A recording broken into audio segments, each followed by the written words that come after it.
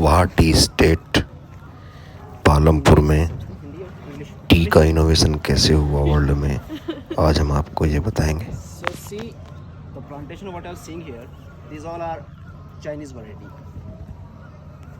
The British shown on the concept of the China, and it is a Camellia sinensis. If you see that, is a bush. The other tea plant is just like a tree. That's a CTC, where we have the milk tea. That's from the Assam or South India region. And the plant is just like a tree, with a thick stem, then branches. That's the difference.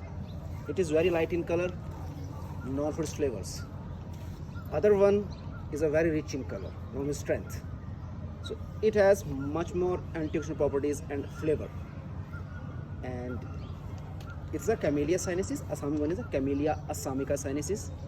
See, Assam is there. The origin is from the Assam, but the concept of the tea, it started from the China, and it was around 5,000 years ago. So there was an emperor. His name was Shennung. So one day he was coming back from somewhere. He was very tired.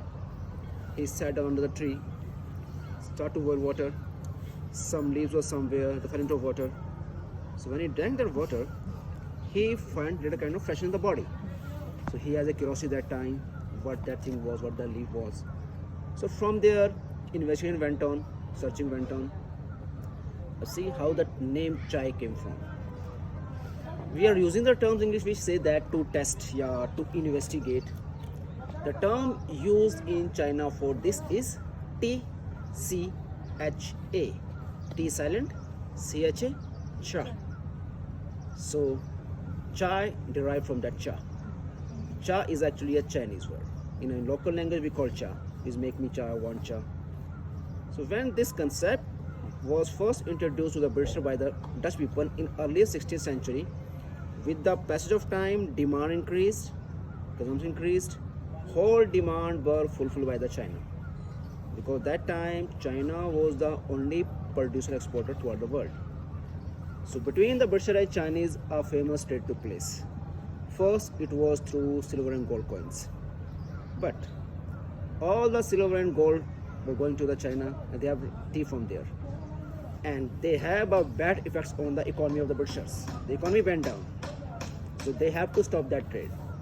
When there was a British India, it was East Indian Company. A famous trade took place, that was an opium trade. They brought the opium from the Afghanistan borders and they illegally sent it to the Chinese, to the Indian borders. It was East Indian Company at that time. It was through Silk Route, through water system. Opium for the tea.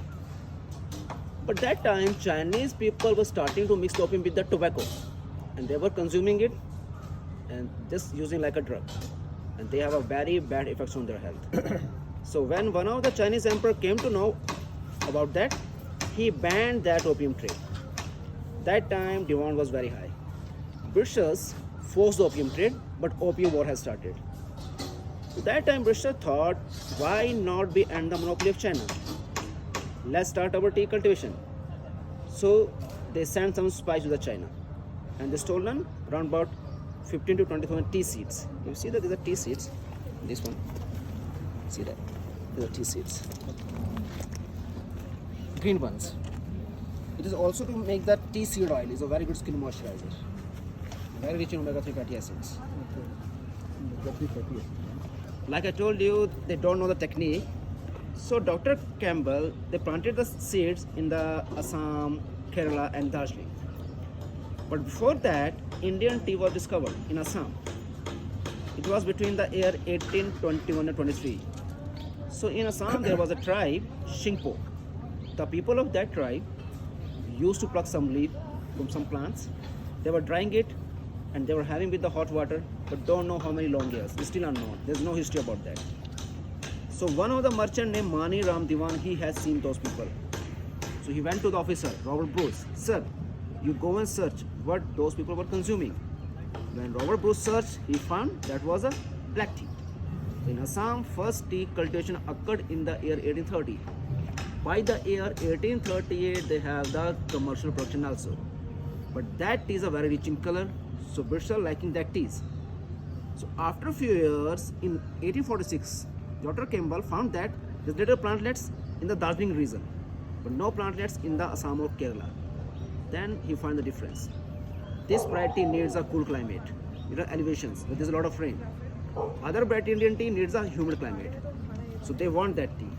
But it was just by chance they have some plants. So they hired a person. Thank you.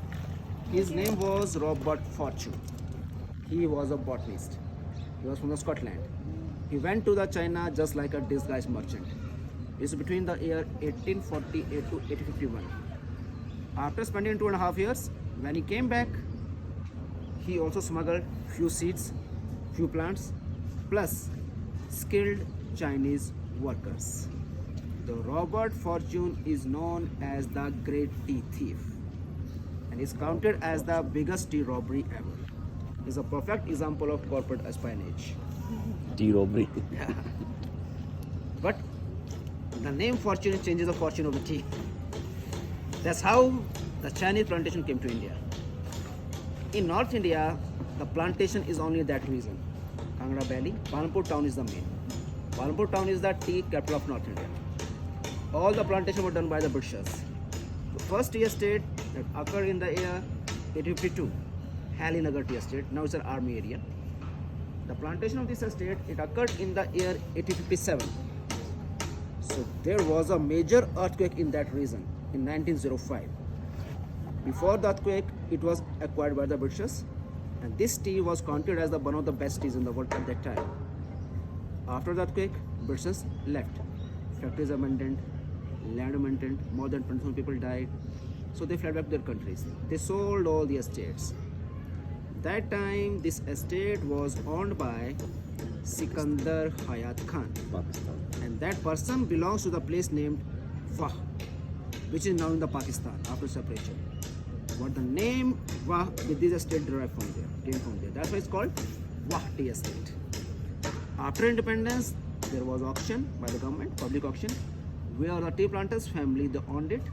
Now it is running by the same family, who are third and the fourth generation, Mr. Deepak Prakash and his son Mr. Surya Prakash. Total they have a land around about 526 acres in our Palampur area, out of which 300 acres have the tea cultivation. So plantation wise the largest. Our plucking and processing season is between the month of April to October, because what we pluck on the upper leaves, that one, see. Next one, up to there. Best is the 2 leaf and a single bud. If you see that bud little closer, you find little hairs on that, shining hairs on that, smaller. It's called silver needle. It's used to make the white tea that's called silver needle tea. But we don't make that because leaf is a little short.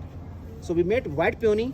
So we separate that needle and a single leaf inside, then dried it, little sun shades for few days, then packed it. Least processed tea is a white tea. Highest antioxidant properties in the white tea. And with other leaves, I can make green tea, black tea, oolong tea, whatever I want to. Green tea is non-oxidized, black tea is oxidized, and oolong tea is a semi-oxidized tea. See, if I plug it today, the same one comes out within 5 to 7 days, new one.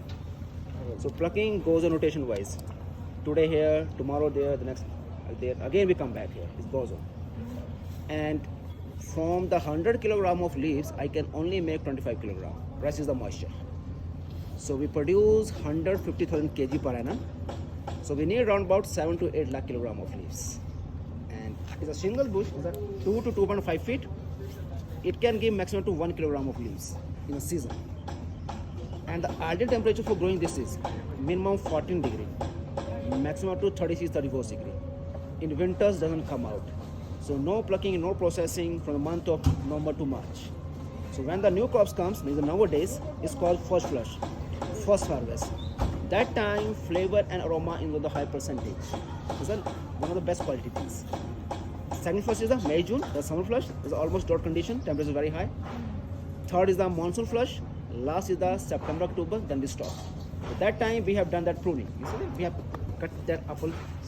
That's called pruning cycle. And that period is known as winter hibernation period or messy period. And from the last 10 to 12 years, no pesticide have been used. So we spray apple vinegar cider. It's very good for pests. You see plantation little slopes.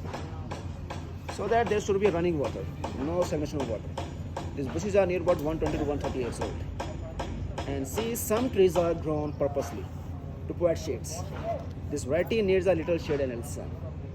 And out of 157 kg per annum, 90% of these goes to Kolkata with auction. So in the auction, who's my first buyer, I only know that. After that, who's taking my tea, I don't know. So our unit is there, so we produce there, all the tea is there.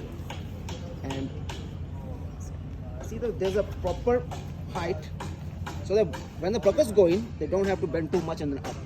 Because if I don't pluck it, it can rise up to 99 feet. But for the plucking to be easy, because all done by the hands. So that's why we maintain the table height. Also, we say that because my hand is my table, whatever comes on the top within 5 to 7 days, we have to pluck it. Because these are we called plucking points. These are called plucking points. These all are plucking points. Let's go to the factory then. Yeah.